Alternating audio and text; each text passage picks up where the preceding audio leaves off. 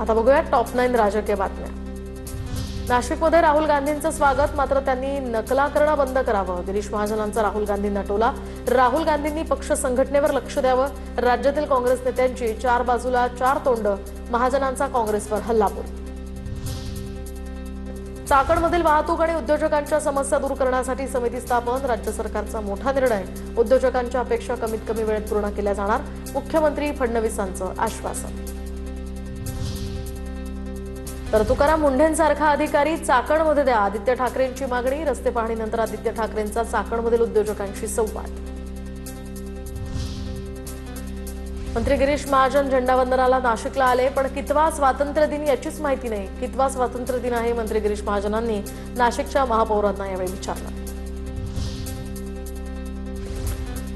तर Marathi rickshaw taxi चालकांना कुठलीही मुदतवाढ नाही, 18 तारखेपासून कारवाई करणार। परिवहन मंत्री प्रताप सरनाईकांचा इशारा। तर कल्याण डोंबिवली नालासोपाऱ्यातील रिक्षा चालकांकडून मुदतवाढीचीही मागणी।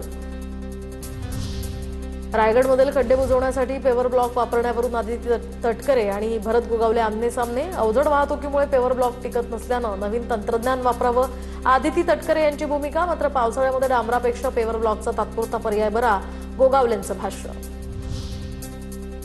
शिंदेचे आमदार शरद सोनवणेंची पत्रकाराला धमकी। तर 15 ऑगस्ट होऊ द्या, नंतर मी आहे आणि ते आहेच, माझ्यावर पहिल्यापासून खूप कलम आहेत। शिंदेचे जुन्नरचे आमदार शरद सोनवणेंची भर सभेत धमकी। पुण्यातील ध्वजारोहण कार्यक्रमामध्ये आसन व्यवस्थेवरून नीलम गोऱ्हे नाराज, लोकप्रतिनिधींना योग्य सन्मान दिला नसल्याचा आरोप। अधिकाऱ्यांसोबत त्यांच्या पत्नी पहिल्या रांगेत, मुख्यमंत्री फडणवीसांकडे हा विषय मांडणार असल्याचंही नीलम गोऱ्हे म्हणाल्या।